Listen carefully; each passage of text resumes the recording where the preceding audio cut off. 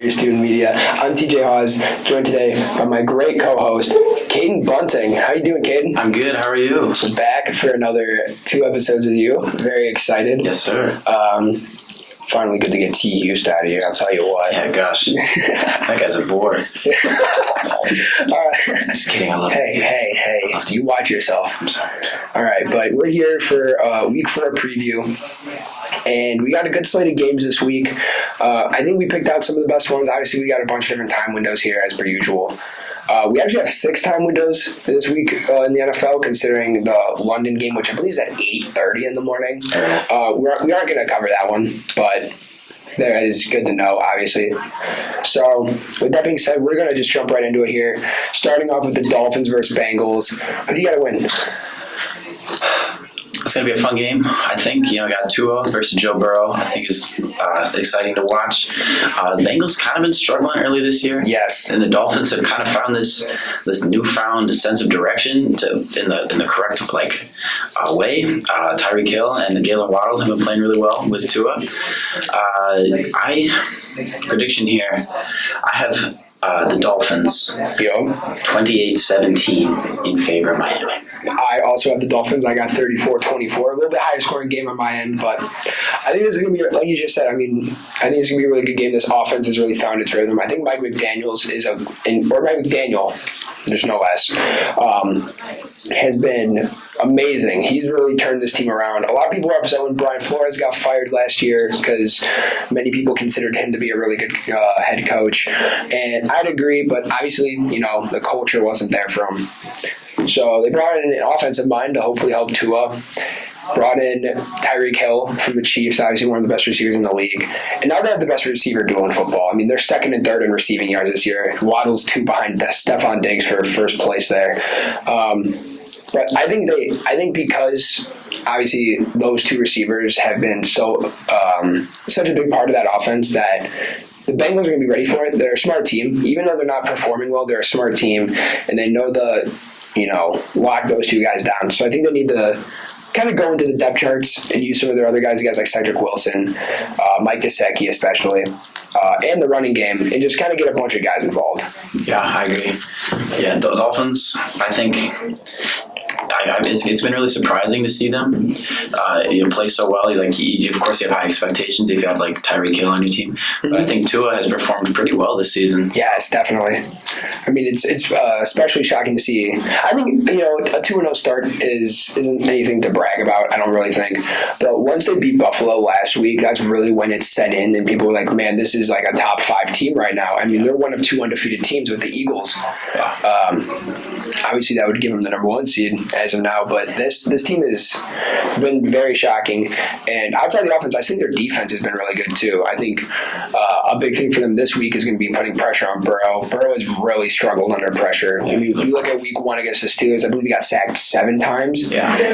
And he threw 4 picks and had a fumble that I think they lost. So that's 5 turnovers in 1 game alone. And he's had a decent amount of passes thrown in these past 2 weeks that were interceptable passes, but weren't actually interceptions. So my guy to watch for Miami is Christian Wilkins, defensive tackle, and again, getting a lot of pressure up the middle, stopping Joe Mixon is going to force Burrow to pass, and then hopefully pressure comes from the edge and makes him make a bunch of mistakes. And that's really how Miami will win this. Yeah, for sure. He's looked rough in the beginning of the season. I also think Xavier Howard will be a big part of the defense, as he usually is. Once they start to apply pressure on Burrow, he's just going to be locked down in the secondary. Yeah, I mean, this whole defense, again, is a great group of guys. Javon Holland at the safety position is very good as well. But I want to talk about the Bengals a little bit here. And I kind of just said this already, but you just gotta give Burrow a clean pocket this week. They spent a ton of money on that offensive line, bringing in guys like Ted Karras and La'el Collins, Alex Cappa from the Bucs. That's 3 pieces. That's 3 starters on that offensive line that were just brought in this year. And Burrow's on pace to get sacked over 100 times. That's terrible. That is terrible. So, keeping that pocket clean. And that defense, again, I'm being a little repetitive, but keep at least one of Hill or Waddle on lockdown this week. What do you think the Bengals got to do? What do you got? Bengals, what they got to do is really, I agree with you, they got to lock down one of those receivers. It's going to be a tough task. Waddle and Hill are so talented, but they got to make like this receiving core of the Dolphins. They got to make them one-dimensional and force it to like one receiver. You can't have those two guys running free on you. Yeah, I mean, again, at least like we just said, best receiver duo in football. One thing I want to touch on actually is a lot of hate that Tua gets, right? I don't know if you've seen any of these videos. I would assume you have, just considering they've been all around the internet recently. But from this Bills game, a lot of people are saying Tua still didn't look amazing. But have you seen the videos of where they like invert like the clips to make Tua look like he's a right-handed quarterback? Have you seen that before? Occasionally, yeah. But if you like watch those videos, he looks like really good. Yeah. And at the same time, at the end of the Bills-Dolphins game when the Bills were in the red zone about to score the game-winning touchdown and Josh Allen's throw like hit the dirt, I saw a clip of that inverted to make him look like he's a lefty, and that throw looked terrible. It looked like when he's just throwing obviously like with his right hand like he normally does, it looks just like a nothing great, but no one would knock him for it. Yeah. So I find that really interesting, and I think Tua being left-handed is honestly a big factor in why he gets all the hate he gets. I'm not going to sit here and say he's a great quarterback, but I don't think people in this generation even just aren't used to left-handed quarterbacks. The last one was Johnny Manziel, and look how that turned out. Yeah. So I just wanted to touch on that. I don't know if you have any thoughts on that, but yeah, I think too he gets a lot of hate. Left-handed. He's from Alabama.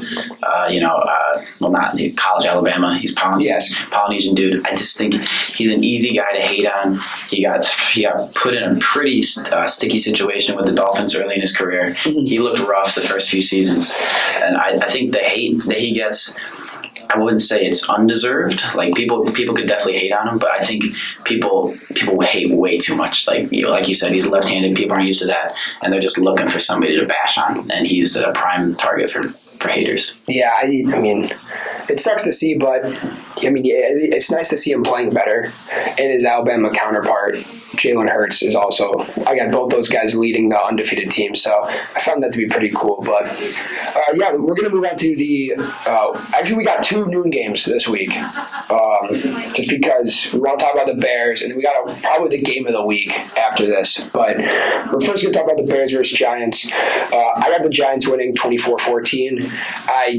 This Bears team does not look good. I think they're the worst 2-1 team in football. I'm sorry, but this team does. I don't feel like they deserve to have a winning record right now. I agree.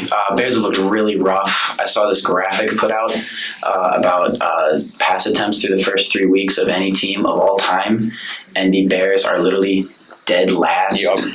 Like, that is just crazy. I mean, as a Bears fan, it's so shocking and sad to see this team struggle. But even at 2-1, I agree with you. They're like the worst 2-1 team ever. First week was definitely a fluke. Second week, Packers, and third week they really just slugged it out for that win. But it's the Texans, so yeah. But my prediction, even though I think the Bears are trash, I think the Giants are also maybe on that same level of trashness. All right. But I think it's going to be a close game. Not a fun game, but a close game. And I think the Bears slug it out 13-10. All right. Yeah, that does not sound like a fun game. But to be fair, nothing could be worse than the 49ers Broncos last week. Yeah, that was terrible. But, I think I'm going to just say this just because I feel like it needs to be said. Bears need to have more faith in Fields. They really do. I don't get what's going on. I have another graphic, actually, considering you just mentioned one. I saw one as well that showed the receiving yards leaders in the NFL, right? I know we just talked about this with the last game, but you got Stephon Diggs at first, Jalen Waddle second, Tyreek Hill third, A.J. Brown fourth, and the entirety of the Chicago Bears fifth.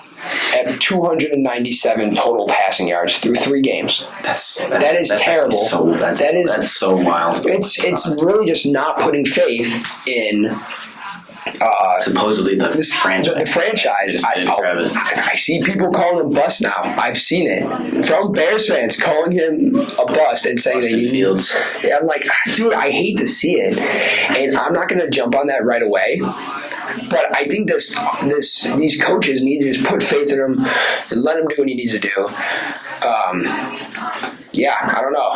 Yeah, I agree. Bears coaching is always a mystery to me, no matter who we hire. But yeah, they just gotta let him play. They don't let him play his game. Let him air it out a little bit. Let him run the ball. It's. I can see why maybe they stray away from it. David Montgomery and Khalil Herbert have looked really strong. Number one rushing attack in football. Yeah, to start the season. So I understand why they would want to pound the ground more, but we gotta give Fields some more time and the I'm looking for the word here.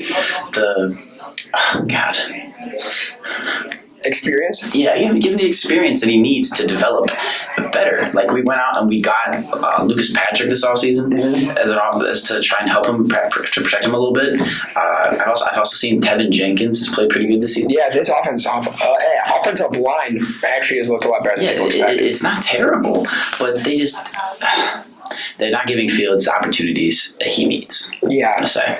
Yeah, and then this kind of goes hand in hand with what I think the Giants need to do, and that's just force Fields to make bad plays. I mean, obviously the Texans couldn't capitalize and win the game last week, but they were able to force Fields to make bad throws. I mean, Jalen Petre had 2 interceptions last week. Fields threw just barely over 100 passing yards and I think on 8 completions. That's crazy. Yeah. That's. Again, I don't know what else there is to really talk about this game. Like you just said, this game isn't going to be great, I don't think.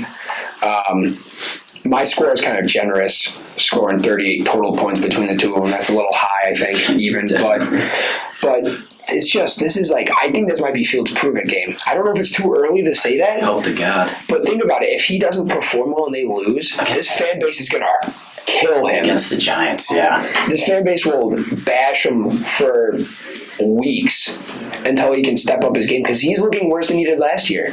Yeah. And I don't know. Again, I don't know if it's a coaching issue. I don't know if it's a Fields issue. I guess it's both, but it feels like it's more on Fields right now. Yeah, I remember last season a lot of the hate was going to the front office. Ryan Pace and him not making great decisions. And Matthew Nagy. Yeah, God, the GOAT. Love you, Matt Nagy. Offensive genius. Yeah, a lot of the blame was in that front office and the coaching staff. And then they go out and they clear out the whole regime. They bring in new guys. And now I understand why the hate has floated over to Justin. Mm-hmm. But, I mean, just a year ago we were blaming the GM. But I just Bears fans are so quick to hate on anything. I think any fan base is. Yes. But this Bears team that has been so just heavily mediocre and bad for so long, and that 2018 season was the high point of my life right there. Yeah, I mean it makes sense. Success, but ever since then we've just been mired in mediocrity, and I understand why Bears fans are fed up. Yeah, I get it. I mean, I think we take this game as Fields' last chance to really show himself before the fan base has a lot of mean things to say. We'll put it lightly. But, yeah, I don't know how great of a game this is going to be, but hopefully this next game we talk about makes up for it. We got Bills versus Ravens. I think it's going to be an incredible game. I got a 37-30 score going the Bills' way, which I almost took the Ravens. I really did. I almost did. But I think Josh Allen is better than Lamar. I think that's pretty safe to say. I can agree with that, of course. But I think the weapons that the Bills have on offense will just kind of carry over and take them over the top. What do you think? I agree. I'm a big. The Ravens have looked pretty good this season. Kind of a disappointing loss last week, but I agree with you. The Bills probably gonna win. It'll be a high scoring affair, but I agree those Bills offensive weapons are too much for literally any team in the league. So I agree. 37-30, you said? Yeah. I was just gonna go 31-24. Bills. All right. So both of us got the Bills winning there. I am very excited to see how.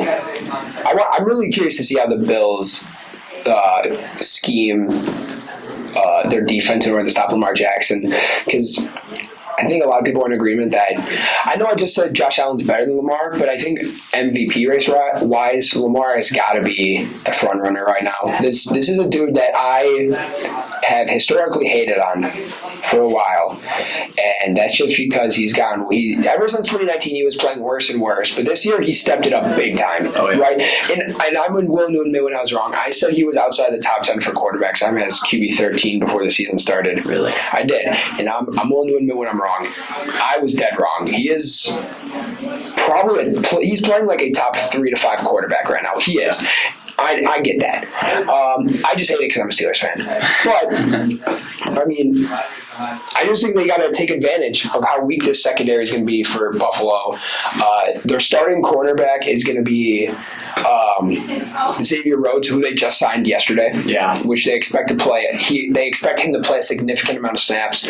So I don't know how well he's my player to watch for Buffalo, just because he's the new starting cornerback. Yeah. Wow, guys like Dane Jackson and Christian Benford, and obviously Tre'Davious White, but he's been out. Those other 2 guys just got hurt like last week. Yeah. Or a couple weeks ago. I can't remember exactly, but I don't know, man. You just got to stop Lamar. That's like the offense is going to roll. Just stay. Like if the offense stays away from the Ravens secondary, you're fine. But this team's got to just stop Lamar. You stop Lamar, you win the game. Exactly. Yeah, I think you're correct on that. Like Lamar, he's a heart and soul of that Ravens team. Like he's really putting everything into this team, which is kind of it's kind of like ironic to say that because he denied that extension, the contract extension, but he definitely is the enforcer for this team. So I think you're correct that if you stop Lamar Jackson, Bills can easily take over this game.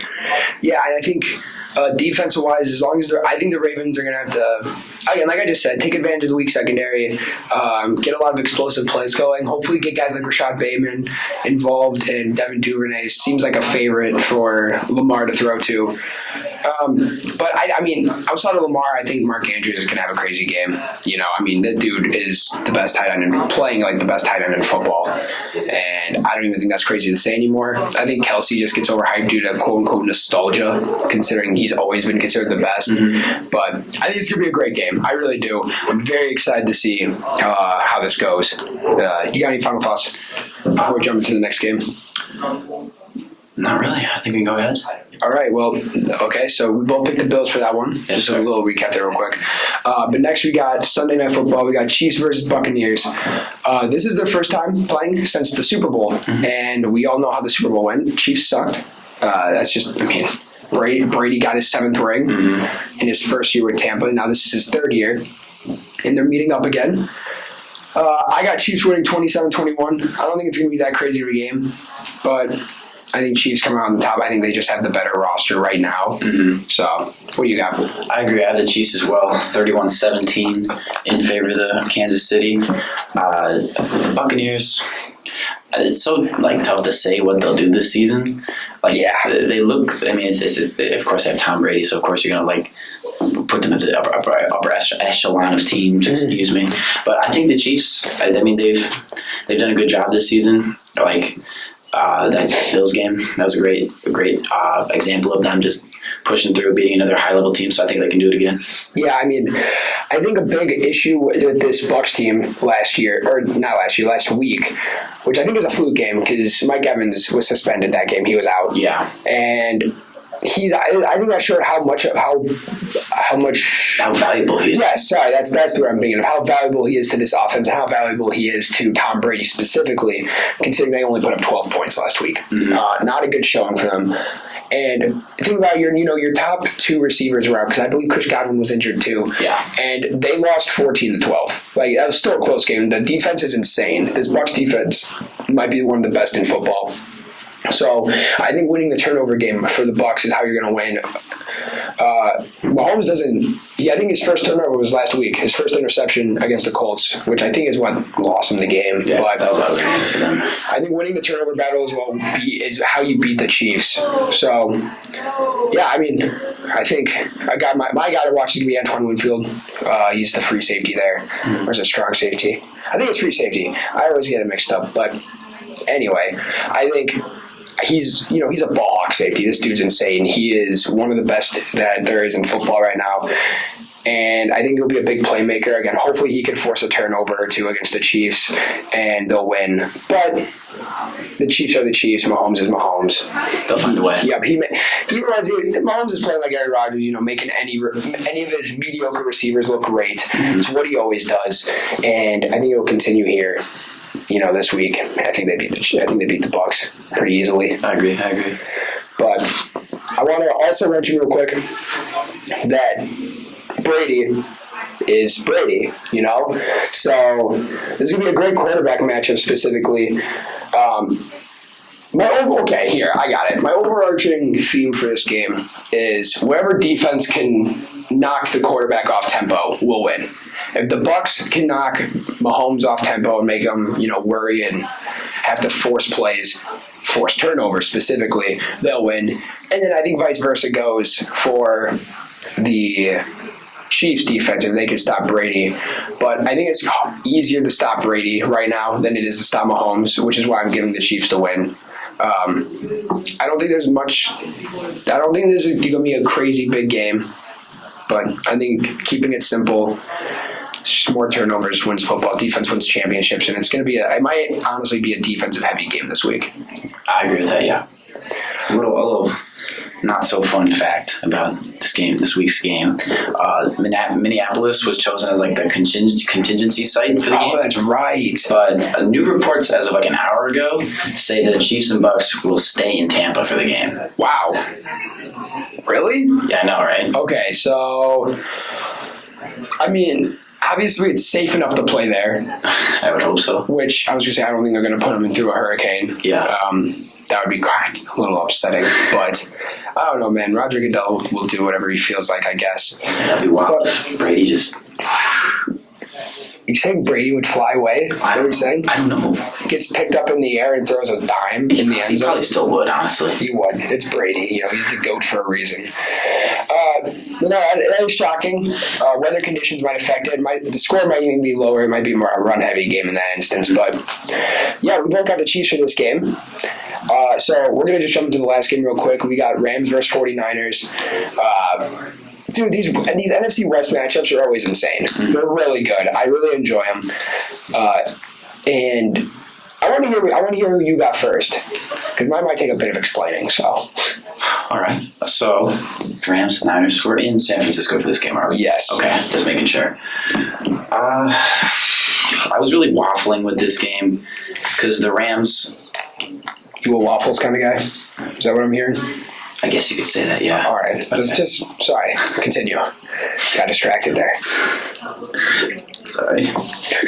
Okay. So the Rams struggled week 1 against the Bills, but after the way the Bills have been playing, you kind of expect that at this point. And they bounced back, played a good game against the Cardinals last week. The 49ers have looked a little concerning. A little disappointing. So that's why I have the Rams taking this one 31-20. Wow. Okay. I like that. Now, here's where my explaining needs to come in. I got 29-27 49ers. The Rams should be the favorites. They're the better team. They've been playing better. They should be the favorites. But I feel like if you look back at last year and how many are there? Isn't it 8, right? Is it 8 division games that happened where okay, let me reword it then because I don't know the exact number. If you look at all the games where 2 NFC West teams played each other, it felt like they were always really close, always really competitive, and the underdog almost always won. Mm-hmm. That is the only reason I'm taking San Francisco. I have it being a really close game. The Rams should win this, and I put the Rams down originally. But I'm going with my gut. My gut's telling me San Francisco, so I'm gonna just say it. And San Francisco's winning. And it all comes down to Jimmy G. This dude looked, like the, most average quarterback you've ever seen on a football field. and that's kind of what everyone expected. Yeah. But I still think it was even worse than what people were hoping for, especially 49ers fans, with Trey Lance out for the year. Very sad to see. He was going to be the future for these guys. Probably still will be, but I think it just comes down to Kyle Shanahan making a good game plan for Jimmy G and letting him succeed. He had a whole game plan, a whole playbook and all that set up for Trey Lance, who was a very mobile quarterback, strong arm. And now you kind of got the opposite in Garoppolo. So it really comes down to what they can make out of him, what plays they can set up to let him succeed. I like that. I like the underdog philosophy you got going here. Thank you. I'm hoping it continues. That'd be nice. Yeah, man. I think the Rams, I feel like even if the underdog has seemed to come up on top of these games, I feel like the Rams can still overpower the Niners. The Niners have they started pretty rough this year. Yeah. Last week, an ugly game against the Broncos. I'm really upset we even talked about that game last week. I apologize. That was on my behalf. We even talked about it. It was a Nathaniel Hackett disaster class. Anyways, yeah, they looked rough. So that's why I have the Rams. I feel like the Rams have put their stuff together at this point in the season, and the 49ers have just not. I know it's hard to, shift it so dramatically now with the Trey Lance injury, and you bring back Jimmy G, who's just this pocket guy who they're not really set up for. Yeah. But I think the Rams are just going to overpower the Niners. That's all I have to say. No, it makes sense, but I want to just really touch on my X factor for this game. Is who's going to play left tackle now for the 49ers, because Trent Williams is out with a high ankle sprain. Mm-hmm. That's why the Rams would win, is just because they're going to get a ton of pressure. But again, I'm sticking with my underdog philosophy on the NFC West specifically, and only the NFC West. The underdog always seems to win, so I'm taking San Francisco. All right. But that's going to do it for this episode of the Play Action Podcast presented by Warrior Student Media. Let's hope for another great week of football. Hopefully these games come through as exciting ones. But that's going to do it here. I'm TJ Haws. He's Caiden Bunting. We'll see you in the next one. Bye.